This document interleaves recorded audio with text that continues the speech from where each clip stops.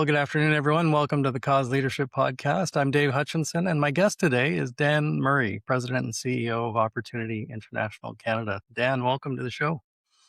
Thanks, David. It's a great honor to be on your podcast. It's good to see you, and as always, I know you're busy and sometimes busy all over the world in some respects. So, given the work that you do with Opportunity International, so glad you could take the time to be with us today. Our audience is looking forward to hearing from leaders in the charitable space, and you've certainly been that for several years. And just looking forward to your insight and feedback. Got a few questions for you, and just give us your best perspective on the charitable sector today and the work that you do in it. I guess I'll launch in with the easy question, maybe, or maybe this isn't so easy. But what's it like to be Dan Murray these days as the CEO of a Canadian charity? It's an interesting time. We're in the international development space, and that sector in particular has come under a fair amount of, I'd say, opposition politically in certain places. And so the winds of change over the last 18 months have been quite dramatic in a lot of ways. And so that's just a bit of the sort of political economic backdrop. But those who've had the privilege of serving in the charitable space, where you're doing something to try and make the world a better place, it's actually, it's still always a very inspiring thing. I mean, people who are in the space do what they do out of the passion to kind of make a difference, and that kind of fires everything else, right? And then, so whatever the issues are of the day, you just sort of lean into them anyway, right? Yeah, for sure. You mentioned that you work internationally. I know, if I've got this correct, places like Haiti and Uganda and Honduras. But in all of that, when you look at the work that Opportunity International does with microfinance, agriculture, education, health, all those things, Canadian donors are feeling the economic pressure these days. When you look at some of the changes that have happened with the government support for like USAID and that type of thing, that certainly made a huge difference. And yet, everybody's dealing with some of the same economic issues. So how do you make a case for alleviating poverty halfway around the world? Yeah, no, I think that is kind of the crux of the issue around, any kind of commitment from places like Canada internationally. And I mean, I think the case is pretty straightforward, but it really depends, I suppose, on your moral filter. We're dealing with situations in some of the most impoverished areas, like Haiti's probably, the poorest country in our hemisphere. And if anyone's had the chance to visit some of these places and get outside of the tourist areas into the villages, and see firsthand what I call grinding, dehumanizing poverty looks like, where families just are trapped in this intergenerational pattern where they don't know where the next meals are coming from, and there's really no agency or, kind of hope for a better tomorrow. That kind of poverty, it makes the worst kind of poverty in our own country, relatively speaking, not look like poverty. And not to play down poverty in our country, I think it's really, really important that we have both a local and a global perspective in what we're doing, and we need to be making a difference where we are. Those astronauts that just went around the moon, the perspective they had was, it's a global village. We're a tiny little spaceship floating through space. So those neighbors of ours in other countries are still our neighbor. And the dollar goes a long way. The tens of thousands of people that can be helped, whereas the similar kind of financial intervention here wouldn't go as far. So the sort of international development dollar goes a long way. The difference you're making is dramatic. And I would argue that in the long run, it's in Canada's interest to be providing opportunity for economic development in these places, because all you have with disenfranchisement and lack of opportunity is people joining gangs and armies and whatever. And so these things can become actual future threats as well. And not that that's the main motivation, I don't think, for organizations like ours. I think we're more driven by the passion to just help people who are trapped in poverty. We consider them our neighbors. Yeah. And I think there's many people in Canada that feel the same way. So that's our tribe. Yeah. No, that's awesome. Thanks, Dan. So in 2025, Opportunity International was given top 100 charity and charity intelligence, one of the top 100. It's a pretty meaningful benchmark as far as being part of the Canadian charitable sector. What does it take to sustain that kind of credibility and transparency? And what does that demand of you as a leader? Yeah, I mean, we were really honored to reach that benchmark, and then having been there, we don't want to lose it. So, and we've had people that have come to us because of the visibility of that, support and donors have noticed.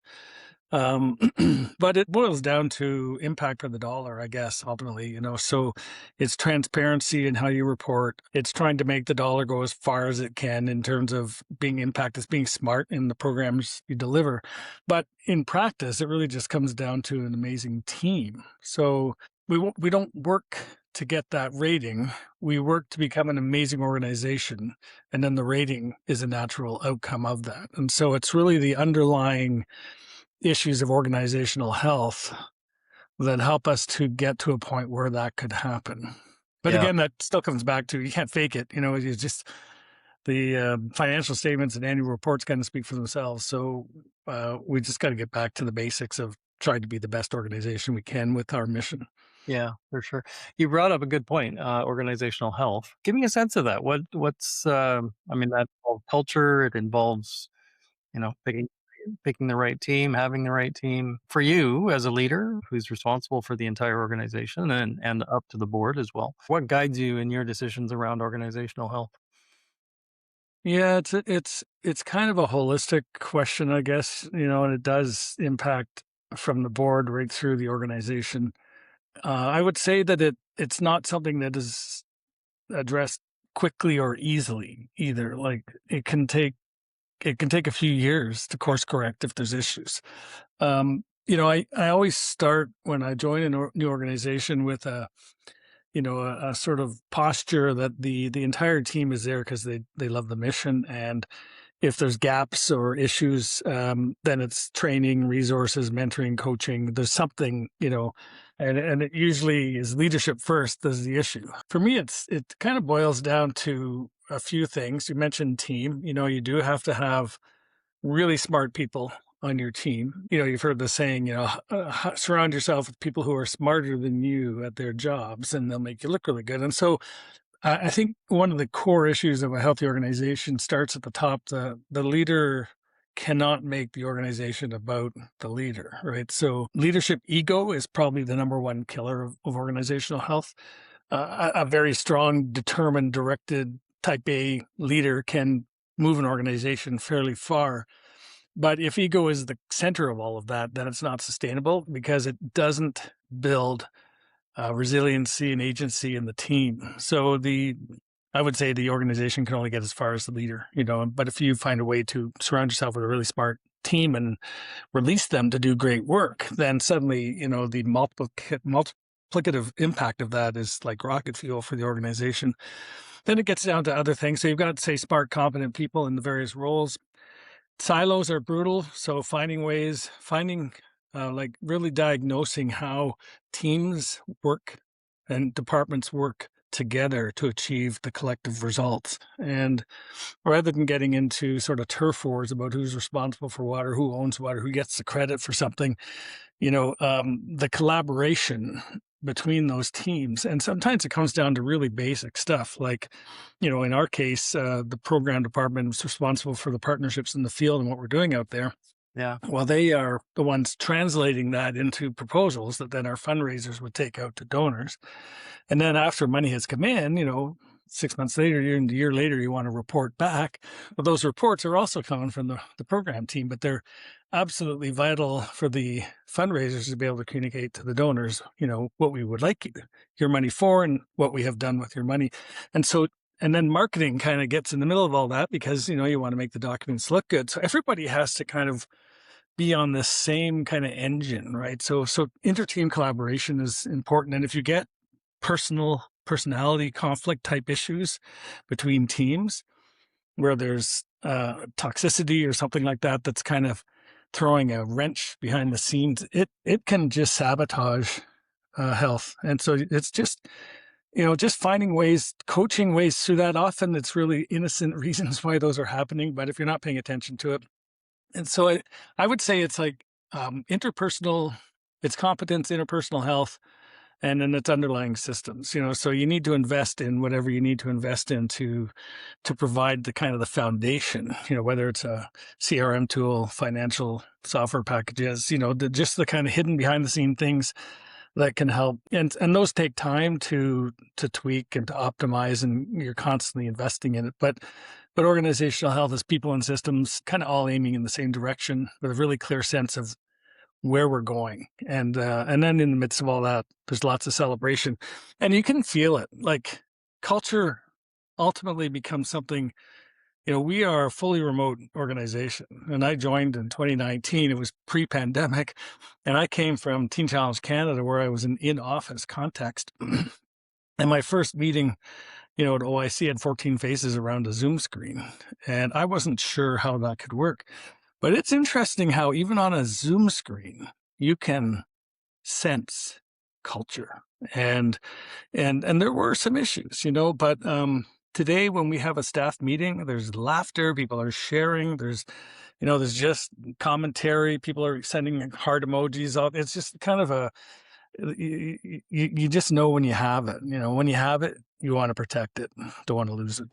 That's awesome. I was going to ask you about the remote part, and you've described that it's working, obviously. How do you keep it working? And do you get together in person at any point? Yeah, so it's interesting. We use Teams, and so you wouldn't believe the multitude of team chat subgroups that there are. And so there's just it's just an avalanche of communication happening on a sort of full-time basis. We have structured regular meetings. So, every 2 weeks we have an all staff meeting. On the alternate Tuesdays, we have a leadership team meeting. I have coaching meetings with my direct reports where I sort of enter into an intentional coaching process at least once a month and every couple of weeks if needed. Each of the teams have their own cadence for when they meet, and they're meeting, most of them virtually. And so those just, they're just happening. There's just lots and lots of communication. So I think that's probably the core element right there. We do get together physically. So once a year at least, we bring all of the staff together because we're not investing in a physical office. We have some funds that we can put into hotel rooms for a few nights, and Yeah, sure. we'll move it around. So we got a deal one January at the Banff Center for the Performing Arts. It was a really good deal that time of year, and Yeah. it was really cold, but we went for a midnight ice hike and on a trail somewhere, and do some stuff together. Last year we were in Niagara Falls for 3 days, and then we'll do team building stuff. We'll do some business stuff. We might bring in an outside facilitator to do personality tests on us, and we'll go out for a few nice dinners. And so there is some good building. And then each of the teams themselves have budget to get together once or twice a year somewhere where it makes sense, and so they'll meet. We'll often just use like the Alt Hotel near the airport, and some people are in the Toronto areas, others will fly in, and you're right there. You just have, say, 2 nights and a couple of days of meetings, and they can get a lot done. So it's a mix, but we're like 95% online, and it's working.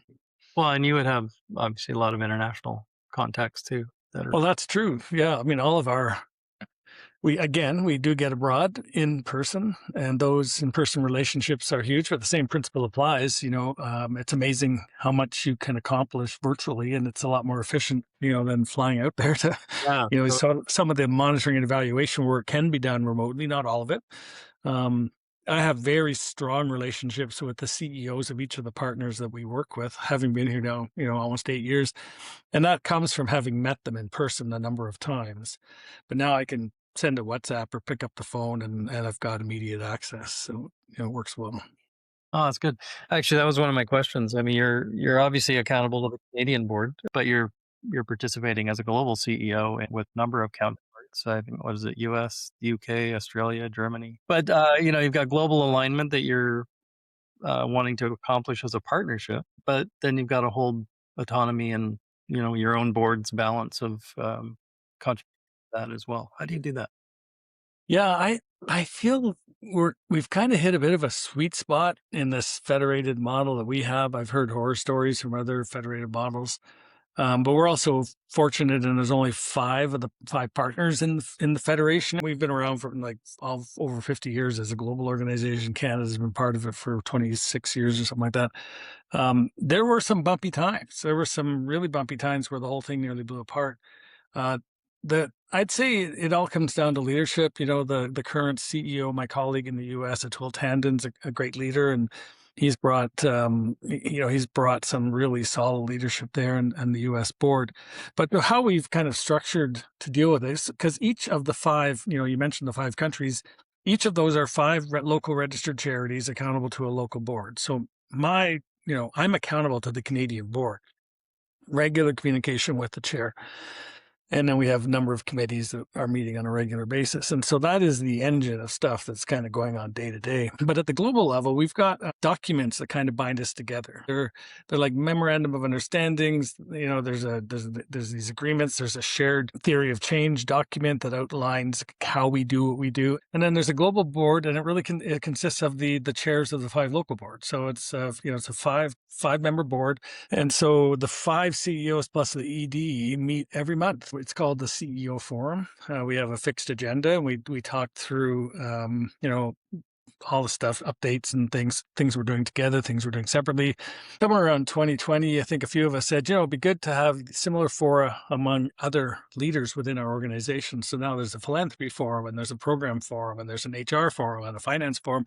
And they don't necessarily meet monthly, but there's a ton of communication, and then we will, if we're doing something like revisiting our mission, vision, values statements, we would maybe brainstorm on it, but then we would sort of energize a marketing committee to go ahead and do some research and then come Right. back, or the program committee to come back with some recommendations. And so there's really good, I'd say, collaboration going on. Not saying our history hasn't been without its bumps, but we've chosen to be a group of equals. But there are projects that we do individually. There are projects that we do, I'd say, bilaterally or trilaterally, because the Americans got involved in that as well.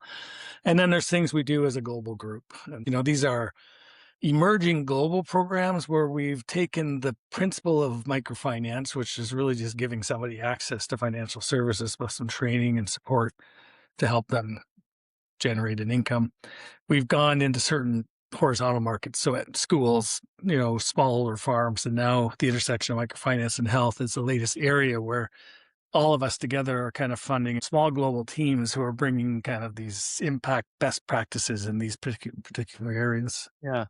That's excellent, Dan. It's encouraging to hear the collaboration, and yeah, obviously there's hiccups from time to time, but let's face it, that's just human nature. But like things are really going well, so that's great to hear. Um, Sticking with board for a moment, obviously you have responsibility to the Canadian board. You've served other boards as well in previous organizations that you've led at. When you think about how boards function and how they function well. What do you think are kind of some of the genuine elements that help cultivate that? How do you do that as a CEO? How do you and the board together cultivate that partnership and become a high performing organization because of it? Yeah. But with Teen Challenge and now at Opportunity International Canada and in the private sector, I was involved in a startup spin-out tech company that had a board, and, the small little lean management team was accountable to this board. And some of the meetings were brutal, and we'd come out saying what doesn't kill you makes you stronger. And it's true, right? So, and ultimately in the not-for-profit segment in Canada, the board, the buck stops at the board. I mean, the board, they've got the fiducial obligation to oversee this thing. And so strategy, mission drift, hiring the CEO, I mean, all of those things are the accountability of the board. So taking that accountability seriously, both at the board level, but also at the staff level, recognizing that kind of the board is actually a very key and central player in the journey of a not-for-profit organization. But you want people on the board who are passionate about what we do, not just there to tick a box that they got on a board, and they brought their lawyer slash accountant slash, sales Right. experience, marketing Yeah. expertise, or whatever. And honestly, I know that boards have matrices and they try to fill them with people with a variety of competencies. And that's good as long as the reason is to be able to ask informed and intelligent questions. Where it becomes problematic is if those experts start to become directive on operational stuff because as volunteers involved in other things in their life with a few hours every quarter meeting, they don't have the full context, to actually get involved operationally. So I kind of heard this phrase kind of nose in, fingers out, right? So like ask whatever questions you need to your satisfaction. And if you're not happy with the results, dig deeper. Mhm. But avoid trying to prescribe, like how fundraiser X should do his job or, whatever. Just maybe you can offer general advice, but kind of, let people and I think that whole idea of, well, I said at the beginning, a CEO needs to surround themselves with people who are smarter than them. So the board should really have the same kind of mindset. Like, work with your CEO to build a really empowered team, and then do whatever you can to empower them to just, fly to the moon with the mission. So it's, uh, and I've seen that. I've been through some tough times of restructuring, both at Teen Challenge and here, where if it wasn't for the chair and the relationship I had and the support of the board, there's no way we would have got through it. So, good regular communications between the CEO and the chair, and then as appropriate with the full board is vital. So I valued those relationships. Those are amazing people. They've, become kind of amazing people in my life. And I don't think we would get to where we are as an organization without that. So it kind of cuts both ways. For a CEO, it's an awkward position. I call it leading up and leading down, right? So with the board, you don't have authority, so it's influence. But if you come in and you realize that there's some growth and development that's needed, then you need to find, gentle ways to kind of bring that to bear. Not that I'm an expert on any of this stuff, but you can kind of tell when it's going south, right? And there's frustration or whatever. So everything, I guess, at the end comes down to mutual respect and good communication. But Yeah. Yeah, absolutely. My observation, just and I'll put board kind of into the talent category for a second here. And you talked about, finding the right mix of skill sets and that type of thing. But I think it's harder and harder to attract volunteer board members to organizations or to charitable organizations these days. Partly, I guess it's not a paid role. right, Obviously, yeah. it's all volunteer, and that's understandable. But at the same time, are you finding or are you hearing from other CEOs that it's a challenge to find board members these days? Surprisingly, we get people who stay for the full three-year terms, like Okay, 9 years, right? A lot great. of lot of solid tenure. And so when we're approaching some term expiries, we start the search. So since I've been here, we've probably seen at least half the positions on the board or a little bit more be turned over and replaced. And it's a process, but it's amazing how kind of we're able to find the people we need, right? They're all volunteers. They usually have quite a bit of history with us, some longer, some shorter, but they absolutely get our mission. And so that's like a starting point. And then they're at a place in their life. Some are very busy with their own businesses. And so it's amazing that they have stepped into this. Others have just retired, and this is a perfect time for them to take on, a role like this. So it really depends on the individual, but passion for what we do is probably the number one reason they would join. And I haven't really heard from my colleagues, I chat with a lot of them in different contexts, but I haven't really heard that they're struggling, to get board members, surprisingly. So, yeah, I might be missing something, but haven't heard it. So As you mentioned earlier, you've distributed across the country, probably around the world in some cases. Do you have Canadians serving overseas that are we working? don't. And that's sort of been an earmark of our work. We work exclusively with and through local partners, and these are organizations. In some cases, back 40 years ago, were actually started by Opportunity International, but all of them have evolved into locally led and run organizations. But sharing the exact same mission. And so you've got mission alignment. We're not the only source of capital or partner they work with, but they are providing financial services to the bottom of the pyramid, and we're able to come alongside. They know how to navigate that local culture. So we do have a program team, very smart program team of highly trained, international development professionals who are overseeing our government grant run projects. We have this idea where, if the government of Canada sets these kind of standards for, international development in country X, why wouldn't we try to have a similar kind of excellence wherever we serve, right? And so we're always trying to raise the bar on what it is we're trying to accomplish in partnership with our local partner organization. Sure. Okay. Um, so when you're hiring for your teams in Canada, what are some of the key things that you're looking for in talent for Opportunity International? And also, how do you retain teams? Yeah, hey, it depends on the role, of Yeah, course.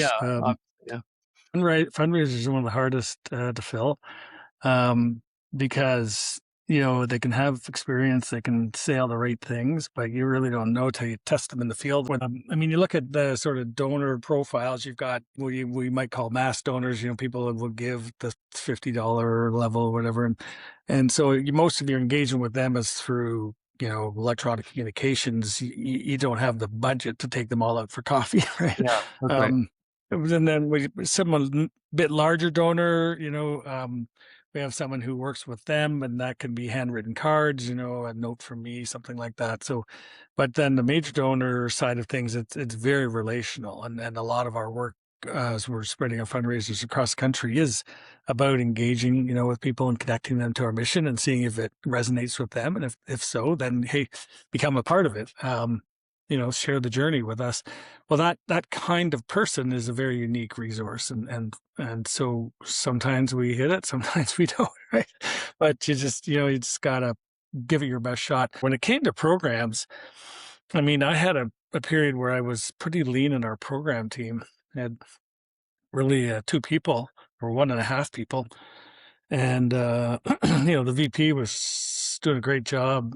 Um, Interfacing with what I will call our private funded projects in places like the DR and Nicaragua, but also writing complex proposals to Global Affairs Canada. And I had a mutual friend, say, "Hey, would you meet this former colleague of mine from a Canadian International Development Organization? He left them, for a couple of months, and he's just trying to network." We chatted for 2 hours, and I'm just thinking, holy cow, this guy's got like exactly the experience that we need. So I asked my VP to connect with him. And 45 minutes later, she texts me and says, "Where did you find this guy? We have to hire him." So we did. And then, we subsequently won those projects and then we're able to hire again the people that he knew. And we've been building up this bench strength of just really competent, talented people who've help us to execute. There's a bit of serendipity or, Yeah, faith or whatever involved and I really felt like when I was meeting him in that Starbucks, it's like, wow, God really does have our back here. Like, yeah, yeah. it's like, That's awesome. and, Yeah, and, and we took a bit of a risk because we didn't have that funding, and that role would be kind of mostly funded out of the GAC projects. But he's so talented, and the team he's building is exceptional, right? So I love seeing the bench strength.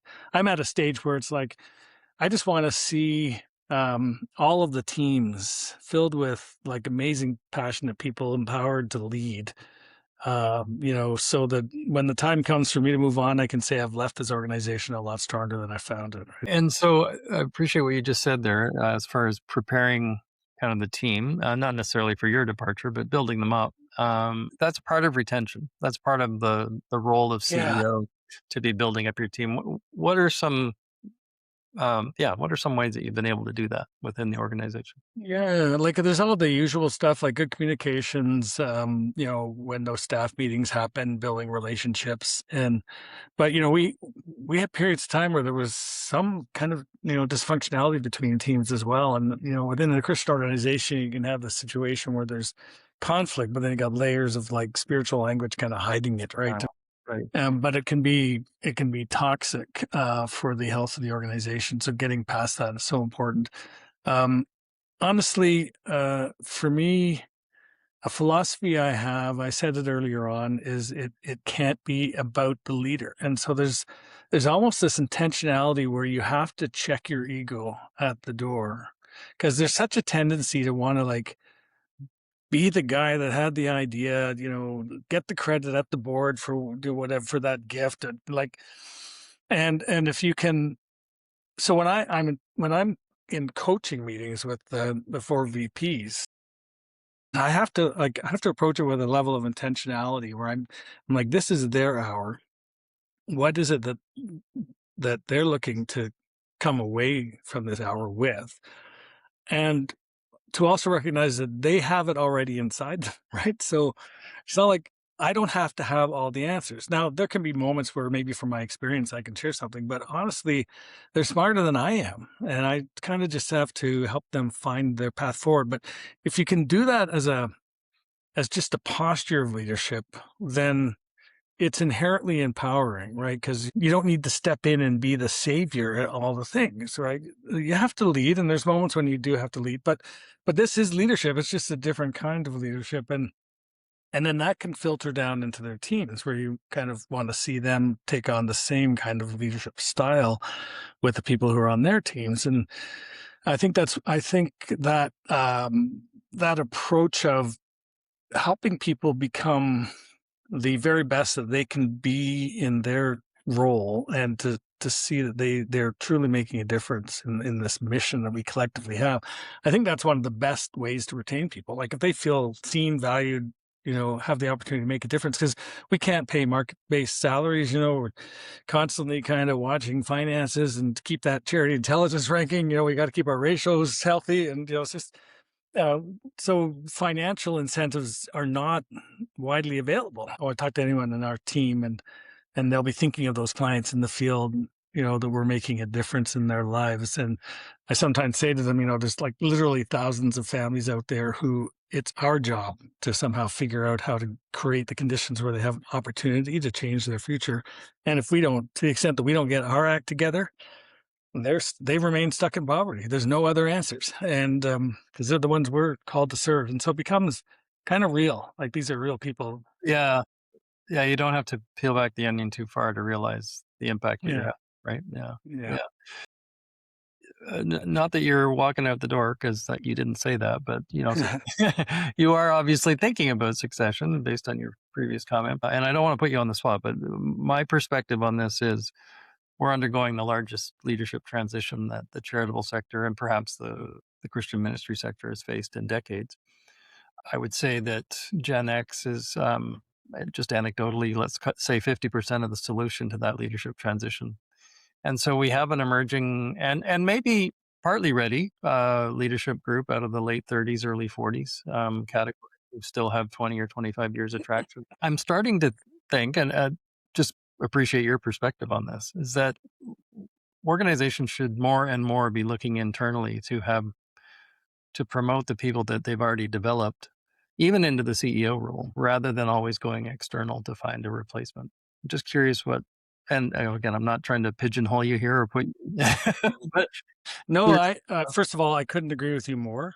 I Mm, think to the extent that you can do all of your promotions from within, that is the best possible outcome. It's not always doable because you may be looking for a specific set of skills. right. Yeah. But to the extent that you can, the message that sends to the whole team is, I've got like mobility here if I want to. It also it's the least risky move. I remember learning this at a leadership conference years ago, that you can bring in rock star CEOs that worked in another organization, but it wasn't just that they were rock stars that made them successful. It was the chemistry of that ecosystem. It was all the other stuff combined with their skill set that made it successful. And that's why I get back to my old point. It ain't all about the CEO, right? It Yeah. just ain't. Right. But so when they get you transplant in as like superstar into another organization, they don't have all of that ecosystem, and it can just blow apart. You have no idea. It's a risky move. Whereas you promote from within, you've been working with someone maybe for years, and you have a really good sense of, and they know the culture inside and out. So if the basic skills that are needed are there, then I would recommend at least starting there. You certainly do especially for the CEO role, cast your net wide. That way you have something to compare against. But if it can happen, and when I was at Teen Challenge, I'd been there for 7.5 years, and then CEO for about five of those, or five and a half, 6 of those years, and and I just knew who my successor was, and I knew I wasn't going to be there for my whole career.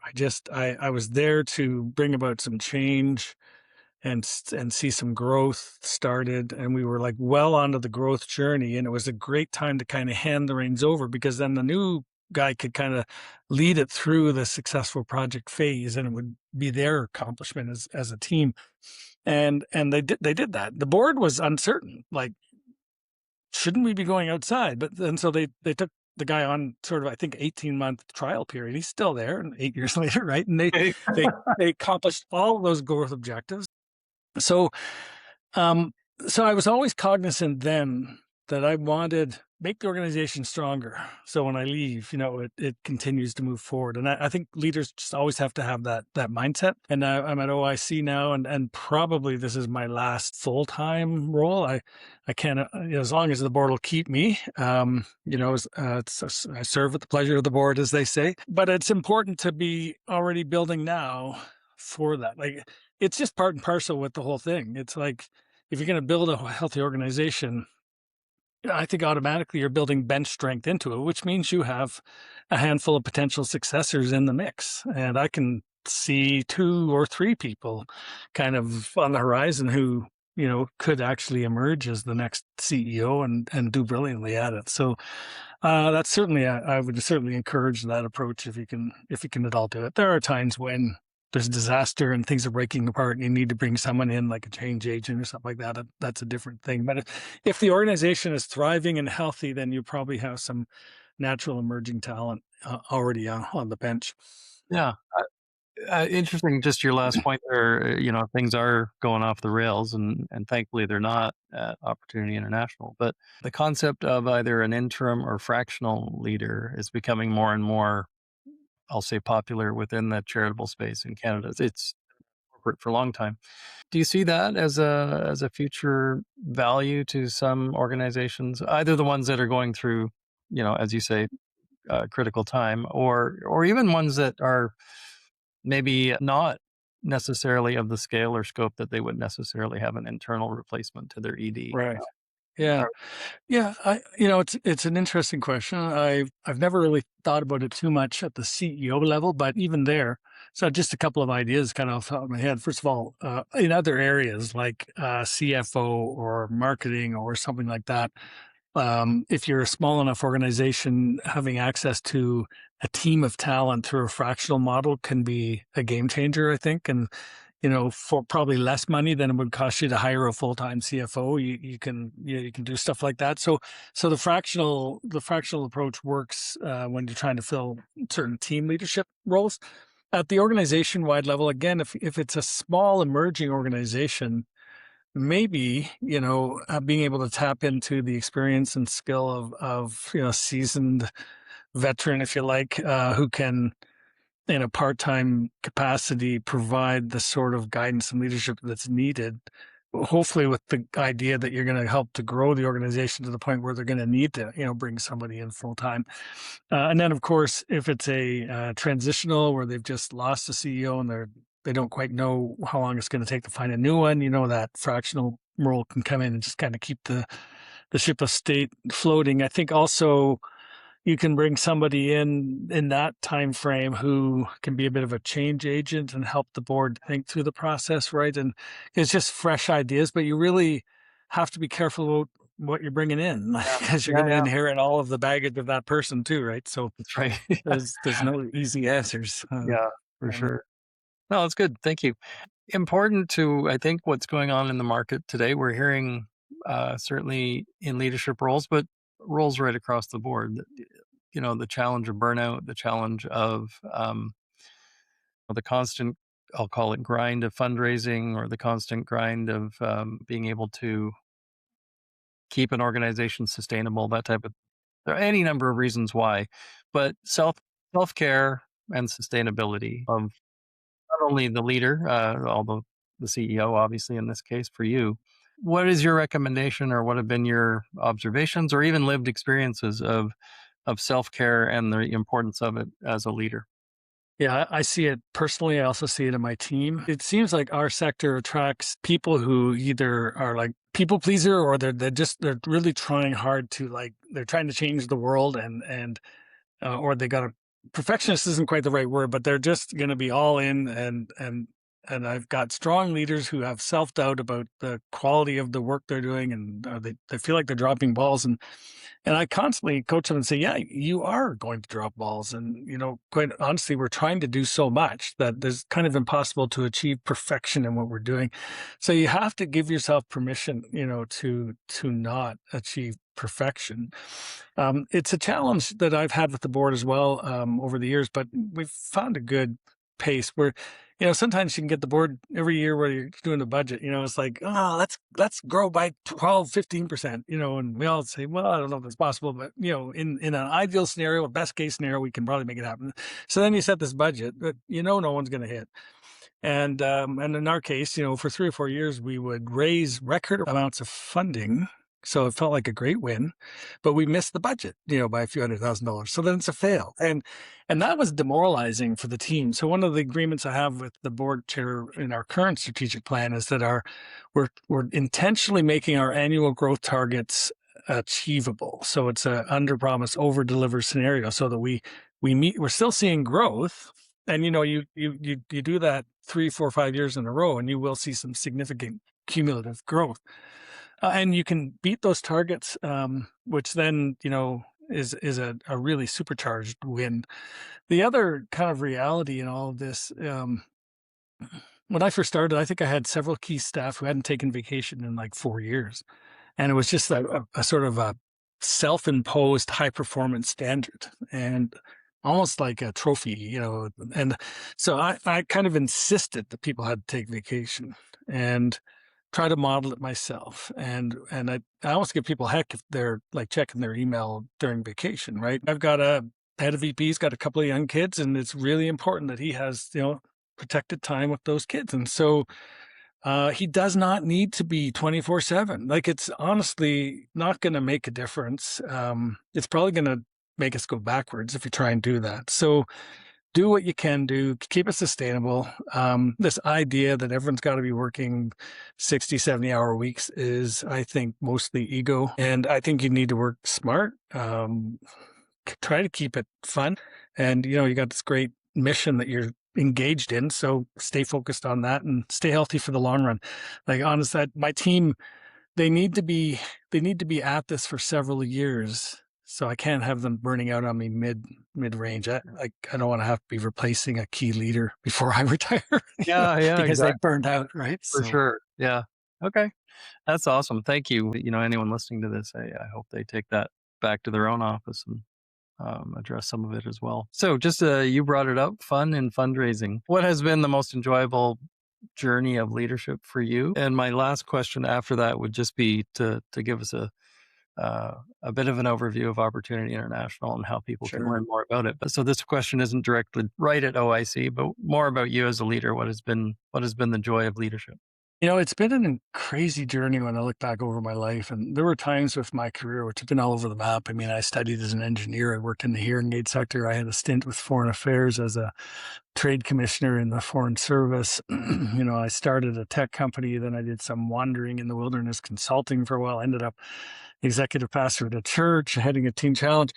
But there have been these leadership roles, almost, even in my first job, where I was given the opportunity to lead a team. I'd say the most joy that I've seen, whether it was my role at Creekside Church, Teen Challenge, and here, was creating a team that was really jazzed about the mission, had the freedom and authority to make a difference in their leadership space, and we moved the ball down the field. Like, I stepped in as an exec pastor at Creekside, and I remember our first meeting when we reorganized, and I had this team of pastoral leaders around a table, and I said, I don't actually know how to do church. I said, take off your youth pastor hat and take off your whatever hat and put on your Creekside hat.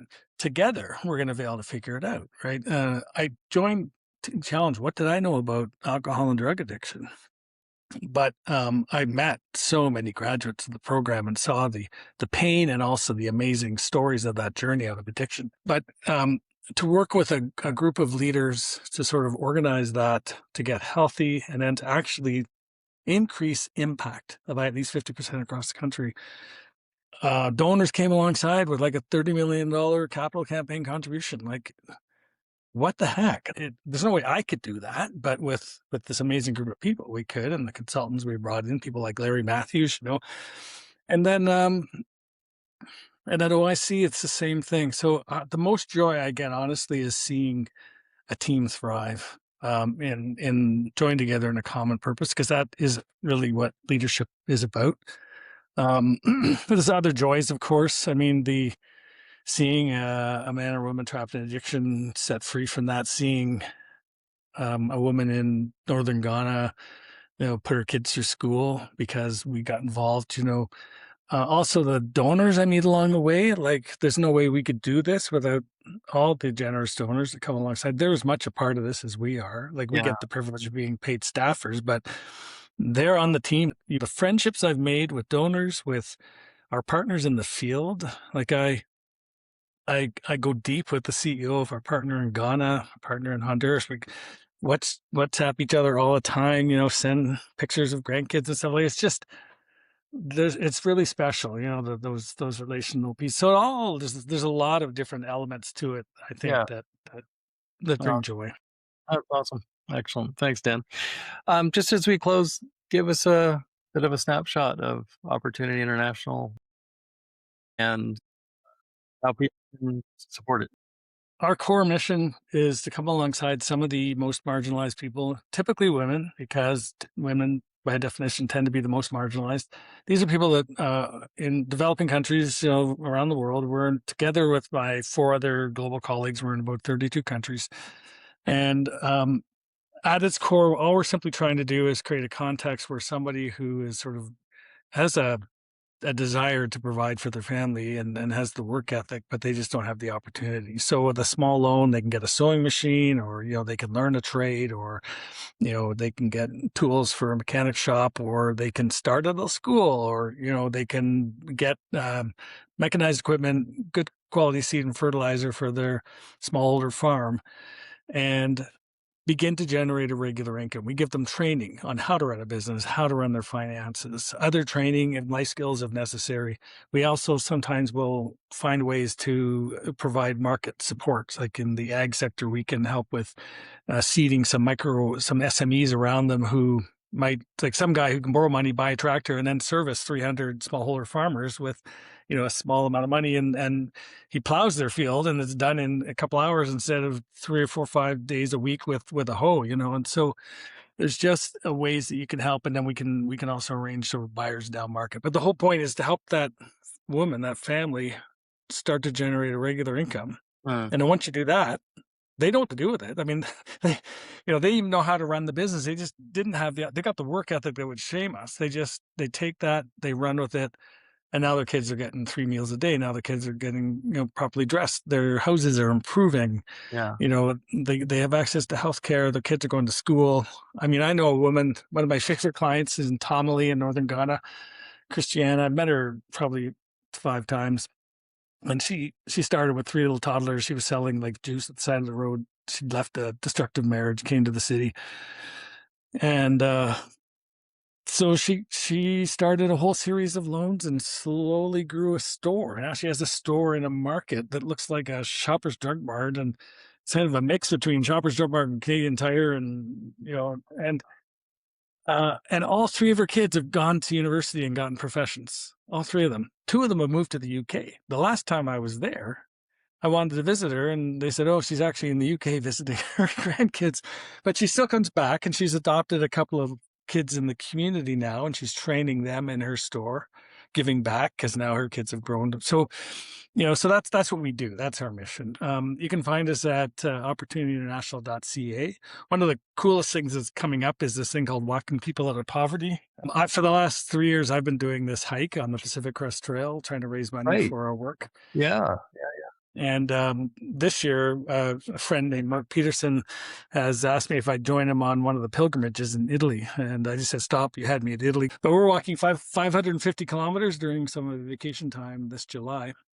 I set a goal to raise $150,000. So you can go on our website and find some information there. But yeah, we're if this kind of mission resonates with you, reach out to us and we'll tell you more about it. And that's the thing about fundraising. You don't have to beg for money. You just connect people with what you're doing. And if it resonates, they'll come on board and find their own journey. Good. Well, that'll be awesome too. Dan, thanks so much for being on with us today and for your insights and for your joy of leadership and all that you do to change lives. So thank you. Well, David, it's been a pleasure. And yeah, we've been friends and connections for many years, catching up for lunch every couple of years or something. And yeah, so no, it was a delight to be on your podcast today. So That's awesome. Thank you.